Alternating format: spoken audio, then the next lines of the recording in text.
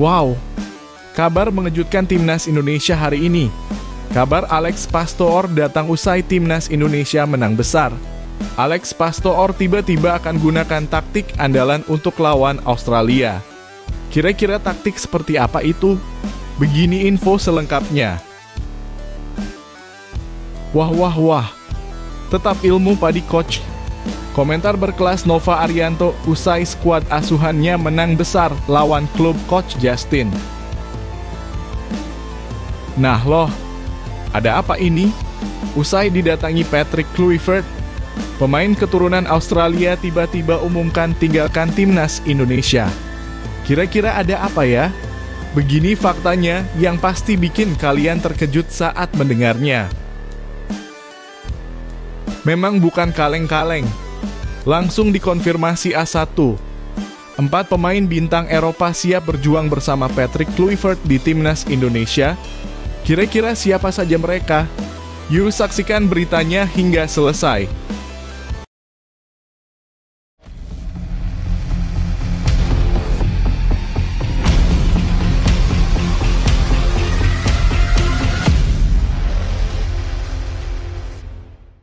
Mohon subscribe channel Timnasku Indonesia agar tidak ketinggalan informasi Timnas Indonesia. Komentar berkelas Nova Arianto usai Timnas U17 bantai klub Coach Justin. Nova Arianto, pelatih kepala Timnas Indonesia U17, kembali menunjukkan kelasnya baik di dalam maupun luar lapangan. Setelah timnya mencetak kemenangan telak 17-0 dalam laga uji coba melawan klub milik Coach Justin, komentar Nova Arianto berhasil mencuri perhatian banyak pihak. Ia tak hanya memberikan apresiasi kepada lawan, tetapi juga menunjukkan sikap sportif yang patut menjadi teladan. Laga uji coba ini digelar di Stadion Sijalak Harupat, Bandung, dengan format permainan unik, yakni 3 kali 30 menit. Hasilnya, Garuda Asia tampil dominan di semua sesi pertandingan. Mereka unggul 3-0 di game pertama, mencetak 7 gol di game kedua, dan menutup pertandingan dengan skor 3-0 di game terakhir. Performa yang begitu impresif ini menunjukkan kesiapan Timnas U17 untuk menghadapi Piala Asia U17 2025 yang akan berlangsung di Arab Saudi pada April mendatang. Setelah pertandingan, Nova Arianto tidak larut dalam euforia kemenangan. Sebaliknya, ia justru membagikan momen kebersamaannya dengan Coach Justin melalui unggahan di Instagram Story. Dalam unggahan tersebut, Nova menyampaikan terima kasih atas masukan yang diberikan Coach Justin dengan menambahkan emoji tangan terkatup sebagai simbol penghormatan. Kalimat sederhana ini menjadi bukti bahwa Nova tetap rendah hati meski timnya menang besar. Komentar Nova mencerminkan sikap seorang pelatih berkelas yang memahami pentingnya membangun hubungan baik di dunia sepak bola. Hal ini pun mendapat sambutan hangat dari para netizen yang memuji sikap rendah hati Nova sekaligus performa luar biasa Timnas U17. Beberapa penonton yang hadir langsung di stadion juga menyebutkan bahwa Nova terus memberikan instruksi penuh semangat sepanjang pertandingan, memperlihatkan betapa besar dedikasinya untuk mengasah kemampuan para pemain muda. Namun Nova Arianto dan Timnas U17 tidak berhenti di Bandung.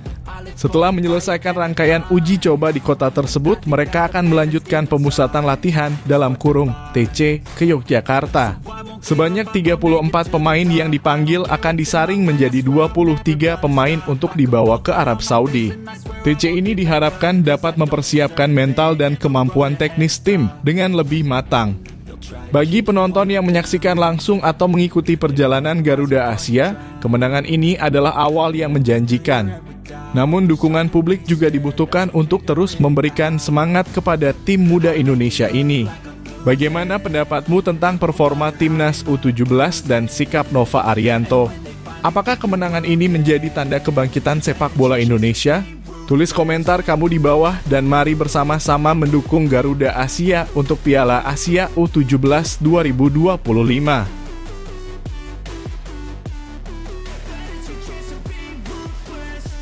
Asisten Shin Tae-yong sampai terusir ke Malaysia usai pemecatan sang pelatih.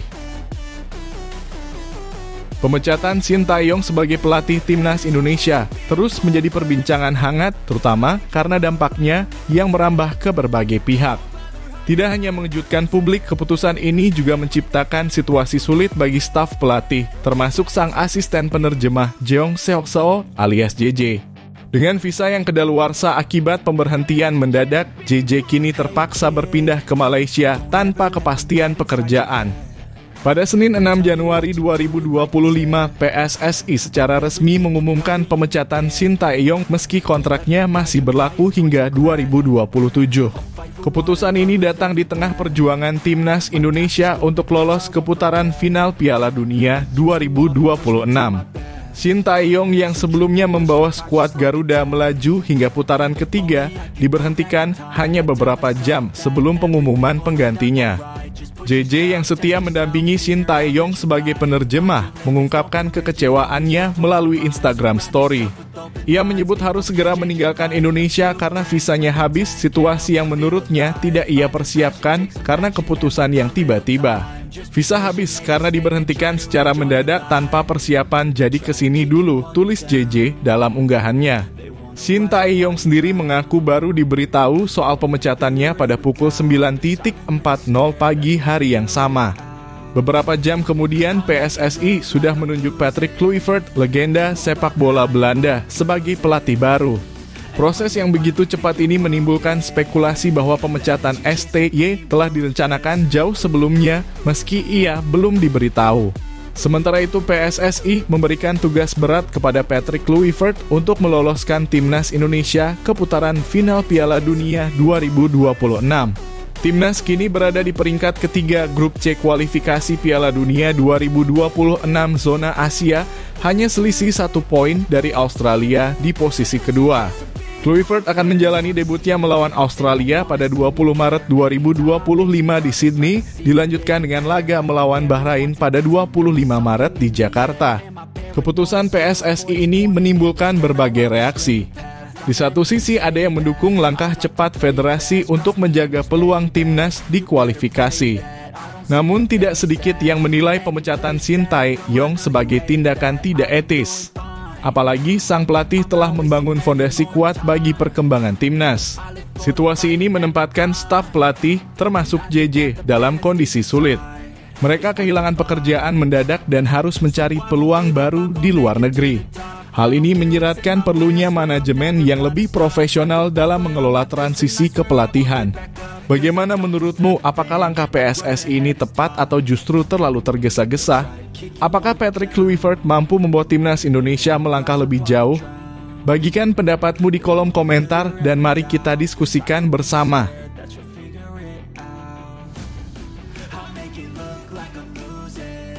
Alex Pastoor gunakan taktik khusus saat lawan Australia.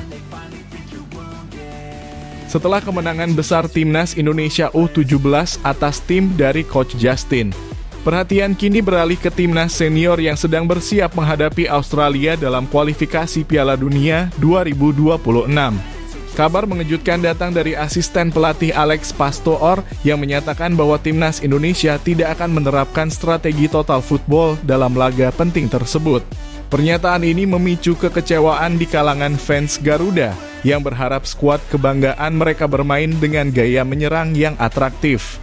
Alex Pastoor menjelaskan bahwa total football bukanlah pilihan yang realistis untuk timnas Indonesia saat ini. Dalam wawancara eksklusif, pelatih Daniel Zaat mengungkapkan bahwa gaya tersebut membutuhkan pemain kelas dunia yang mampu bermain di berbagai posisi dengan stamina luar biasa. Menurut Pastoor, kondisi skuad Garuda lebih cocok dengan pendekatan positional play yang memprioritaskan penguasaan ruang dibandingkan pergerakan bebas ala total football. Dalam laga melawan Australia pada 20 Maret 2025, timnas Indonesia dipastikan akan bermain dengan strategi yang lebih defensif. Alex Pastoor mengungkapkan bahwa formasi 5-3-2 akan digunakan untuk memperkuat lini belakang dan mencegah kekalahan besar di kandang Australia. Kami harus realistis, Australia berada di level yang jauh di atas Indonesia. Namun mereka bukan generasi emas seperti sebelumnya, jadi kami masih memiliki peluang, ujar Pastoor. Strategi bertahan ini ternyata mirip dengan pendekatan yang digunakan Shin Tae-yong sebelumnya. Hal ini membuat beberapa fans kecewa karena mereka mengharapkan perubahan besar setelah pergantian pelatih. Namun Pastoor menegaskan bahwa pendekatan ini adalah pilihan terbaik untuk menghadapi lawan sekelas Australia, yang tetap menjadi ancaman besar meskipun tidak sedang dalam era terbaik mereka. Jadwal pertandingan timnas Indonesia semakin padat setelah laga melawan Australia. 5 hari kemudian, Garuda akan menghadapi Bahrain pada 25 Maret 2025. Selanjutnya, pada 5 Juni 2025, timnas Indonesia akan menjamu Cina di Jakarta, diikuti pertandingan melawan Jepang pada 10 Juni 2025. Keputusan Alex Pastoor untuk tidak menerapkan total football atau strategi Catenaccio sepenuhnya menunjukkan bahwa fokus utama saat ini adalah adaptasi terhadap lawan, bukan gaya bermain ideal. Namun, pendekatan ini memunculkan perdebatan di kalangan fans. Sebagian mendukung langkah realistis Pastoor, sementara lainnya merasa bahwa timnas Indonesia seharusnya lebih berani mengambil risiko demi membangun identitas permainan yang menarik. Bagaimana menurutmu? Apakah keputusan Alex Pastoor untuk bermain aman adalah langkah yang tepat atau seharusnya timnas Indonesia bermain lebih agresif? Tulis pendapatmu di kolom komentar. Mari kita diskusikan bersama.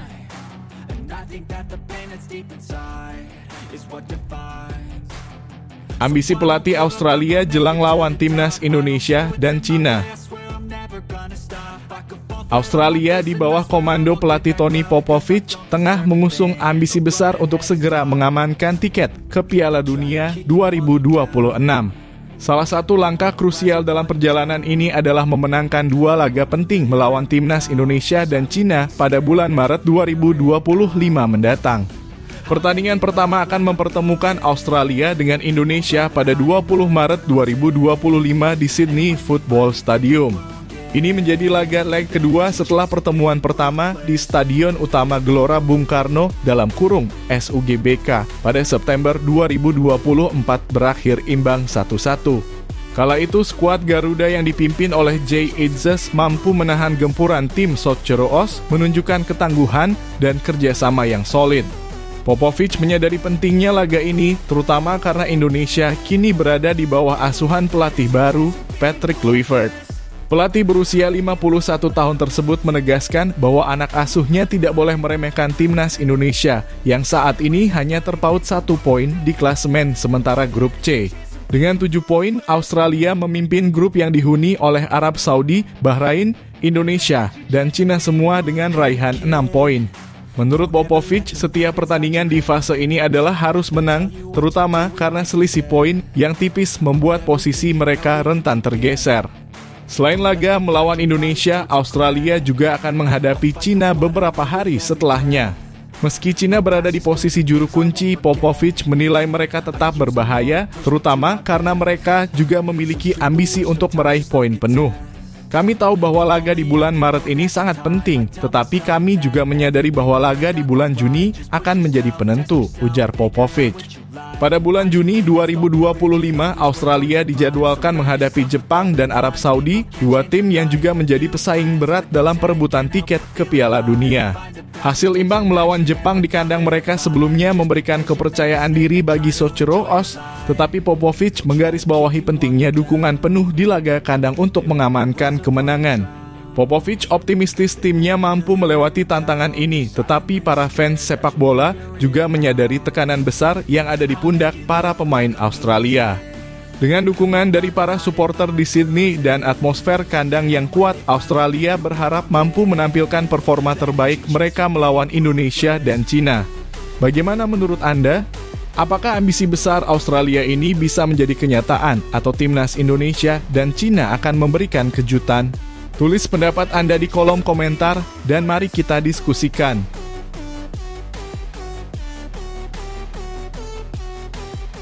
Pemain keturunan Australia umumkan tinggalkan timnas Indonesia asuhan Indra Syafri. Kabar mengejutkan datang dari pemusatan latihan timnas U20 Indonesia jelang Piala Asia U20 2025.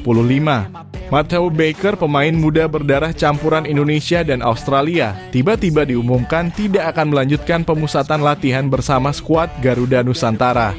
Keputusan ini mencuat hanya beberapa hari setelah kunjungan pelatih timnas senior Patrick Kluivert yang tampaknya menjadi pemantik isu di balik pencoretan Baker. Matteo Baker yang sebelumnya digadang-gadang menjadi salah satu pemain andalan timnas U20 menyampaikan kabar ini melalui Instagram story-nya. Dalam unggahannya, ia mengucapkan terima kasih kepada pelatih Indra Syafri atas kesempatan yang diberikan. Namun ia juga menyinggung alasan konflik kepentingan yang memaksanya untuk mundur dari tim. Terima kasih kepada Coach Indra Syafri atas kesempatan yang diberikan kepada saya untuk berlatih bersama tim U20. Karena adanya konflik kepentingan, saya tidak dapat melanjutkan pemusatan latihan bersama Garuda Nusantara, tulis Baker dalam pernyataannya. Spekulasi mengenai konflik kepentingan ini mulai bermunculan. Beberapa pihak menduga bahwa kunjungan Patrick Kluivert memiliki kaitan erat dengan keputusan mendadak ini. Apakah ada perbedaan visi antara pelatih senior dan pelatih timnas U20? Ataukah Baker mengalami tekanan untuk memilih jalur karier yang berbeda? Selain itu, fakta bahwa Baker pernah membela timnas Australia U17 tahun lalu juga menambah bumbu pada kontroversi ini. Meski ia memutuskan untuk bertahan di Garuda Asia, ada pertanyaan besar apakah kesetiaannya sempat diragukan oleh pihak tertentu. Meski harus meninggalkan timnas U20, Baker memastikan dirinya akan kembali membela timnas Indonesia U17 dalam Piala Asia U17 2025 yang akan digelar pada bulan April. Ia juga menyampaikan dukungannya kepada timnas U20 agar berhasil lolos ke Piala Dunia U20. Semoga sukses untuk timnas U20 di Piala Asia dan perjuangan mereka menuju Piala Dunia. Saya akan segera kembali, pungkasnya. Keputusan pencoretan ini memancing berbagai reaksi dari pecinta sepak bola Indonesia. Banyak yang mempertanyakan transparansi dan alasan sebenarnya di balik konflik kepentingan tersebut. Apakah ini murni soal strategi atau ada hal lain yang lebih kompleks? Bagaimana menurut Anda? Apakah Matteo Baker seharusnya tetap dipertahankan ataukah keputusan ini sudah tepat? Tuliskan pendapat Anda di kolom komentar. Mari kita diskusikan.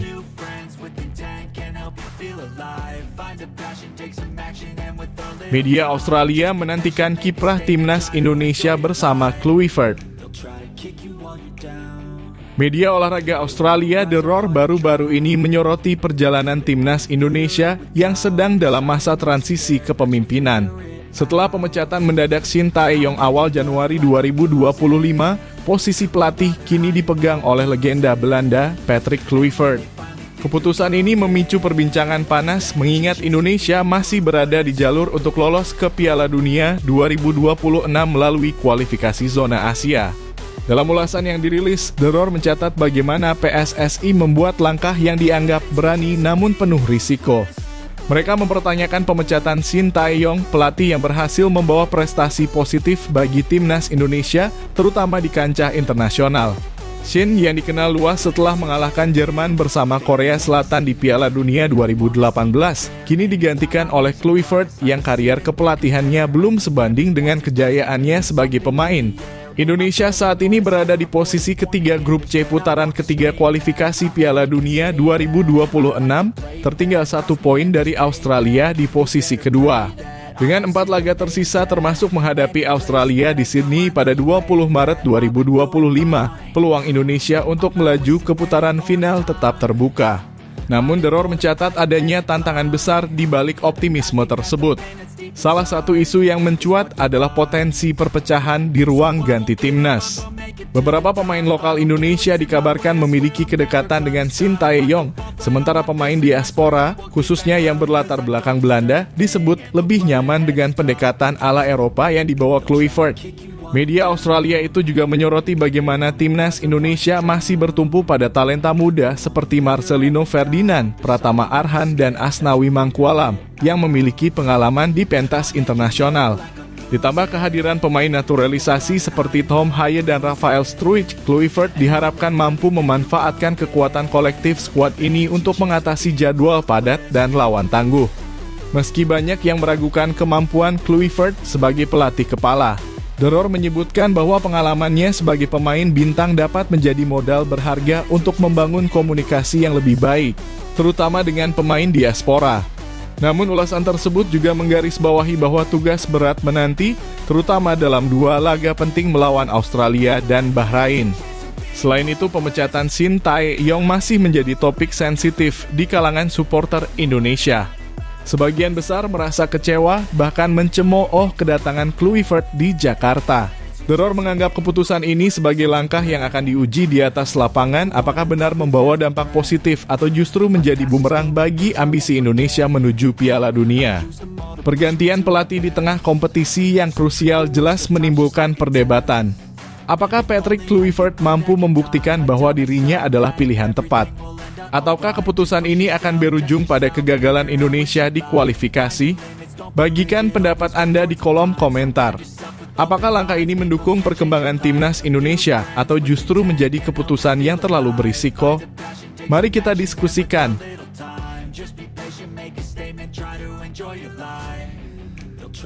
Pemain Grade A Eropa siap bergabung dengan Patrick Kluivert. Kedatangan Patrick Kluivert sebagai pelatih baru timnas Indonesia membawa angin segar sekaligus harapan besar. Sosok legenda sepak bola Belanda ini bukan hanya memberikan sentuhan taktik baru, tetapi juga berhasil menjadi magnet yang menarik perhatian sejumlah pemain naturalisasi untuk bersedia membela timnas Garuda. Secara mengejutkan, 4 pemain naturalisasi kelas dunia kini telah menyatakan kesiapannya untuk bergabung. Mereka adalah nama-nama besar yang berkiprah di liga-liga top Eropa, membawa pengalaman dan kualitas yang diharapkan dapat mendongkrak performa Indonesia di kualifikasi Piala Dunia 2026. Yang pertama, Maarten Paes, penjaga gawang FC Dallas. Maarten Paes kini resmi menjadi bagian dari timnas Indonesia. Mantan kiper timnas U21 Belanda ini memiliki reputasi sebagai penjaga gawang andal dengan kemampuan membangun serangan dari lini belakang. Dengan usia 26 tahun, Paes membawa pengalaman berharga yang dapat memperkuat sektor pertahanan Indonesia. Yang kedua ada Kevin Dix, bek kanan yang kini membela FC Copenhagen, menjadi tambahan solid untuk lini pertahanan timnas Indonesia. Pemain berusia 27 tahun ini pernah mencicipi atmosfer Liga Champions, menjadikannya salah satu pemain naturalisasi paling berpengalaman di skuad Garuda. Kehadirannya diharapkan mampu membawa stabilitas sekaligus kreativitas di lini belakang.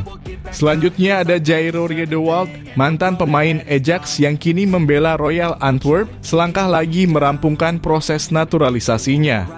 Pemain serba bisa ini bisa mengisi posisi gelandang bertahan, bek tengah, atau bek kiri. Dengan darah Ambon dari neneknya, Riedewald memilih timnas Indonesia meski sebelumnya sempat diincar oleh Suriname. Dan yang terakhir Ole Romenyi menjadi salah satu nama yang paling ditunggu. Penyerang berusia 25 tahun ini memiliki fleksibilitas untuk bermain di berbagai posisi di lini depan, baik sebagai penyerang, tengah, maupun sayap. Dengan latar belakangnya yang pernah memperkuat FC Utrecht, Romenyi diharapkan mampu menjadi solusi untuk memperbaiki produktivitas gol timnas Indonesia. Keempat pemain ini seolah menjawab harapan besar pendukung timnas Indonesia. Kedatangan Kluivert tidak hanya membawa strategi baru, tetapi juga membuka jalan bagi lebih banyak pemain diaspora untuk bergabung. Dengan kombinasi pemain lokal dan naturalisasi, timnas Indonesia kini memiliki skuad yang lebih kompetitif. Namun, perjalanan ini tentu tidak mudah. Masih banyak yang mempertanyakan apakah Kluivert mampu mengelola tekanan tinggi serta meramu komposisi terbaik di tengah ekspektasi besar. Bagaimana menurut Anda peluang timnas Indonesia di bawah Patrick Kluivert dan kehadiran 4 pemain naturalisasi ini? Apakah ini langkah tepat untuk membawa Indonesia lebih dekat ke Piala Dunia 2026? Tuliskan pendapat Anda di kolom komentar dan mari kita berdiskusi.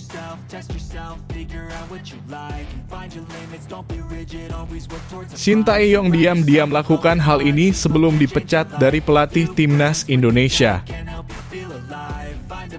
Nama Shin Tae-yong masih menjadi perbincangan hangat meskipun masa baktinya bersama timnas Indonesia telah berakhir pada 6 Januari 2025. Keputusan PSSI untuk memberhentikan pelatih asal Korea Selatan ini memicu berbagai spekulasi di kalangan penggemar sepak bola. Namun di balik perpisahan itu, Shin ternyata melakukan sejumlah hal yang mengejutkan dan menyentuh hati sebelum kembali ke tanah kelahirannya. Salah satu momen yang paling mencuri perhatian adalah keterlibatannya dalam acara Hari Pengusaha 2025 yang digelar oleh Kamar Dagang Korea di Indonesia di Pantai Indah Kapuk, Jakarta Utara. Pada kesempatan tersebut, Shin Tae-yong menerima penghargaan atas dedikasinya selama 5 tahun terakhir di Indonesia. Dalam pidatonya, ia mengungkapkan rasa terima kasih kepada komunitas Korea Selatan di Indonesia yang telah mendukungnya di tengah berbagai tantangan. Berada di sini hari ini adalah berkat dukungan kalian semua. Meski perjalanan saya di Indonesia telah berakhir, saya berjanji akan tetap mencintai negara ini dan berharap dapat kembali dengan kondisi yang lebih baik, ucapnya dengan penuh emosi. Namun momen paling menyentuh dari Shin Tae-yong terjadi di luar sorotan utama. Sebuah video lama yang baru-baru ini viral di media sosial memperlihatkan sisi lain dari pelatih yang dikenal tegas ini. Dalam video tersebut, Shin terlihat menghabiskan waktu bersama 3 anak berkebutuhan khusus Ashila, Rashid, dan Arshilah yang merupakan penggemar sepak bola Indonesia.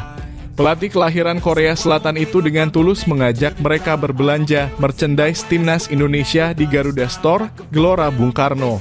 Ia bahkan terlihat memeluk dan mencium anak-anak tersebut, menunjukkan sisi empati yang jarang terlihat dari seorang pelatih sepak bola profesional.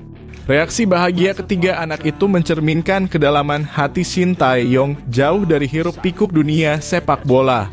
Selama 5 tahun melatih timnas Indonesia, Shin mencatatkan rekor 26 kemenangan, 14 hasil imbang, dan 17 kekalahan.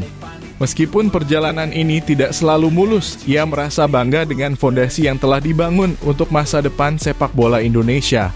Semua kerja keras saya di sini adalah untuk membangun dasar yang kuat bagi perkembangan sepak bola Indonesia.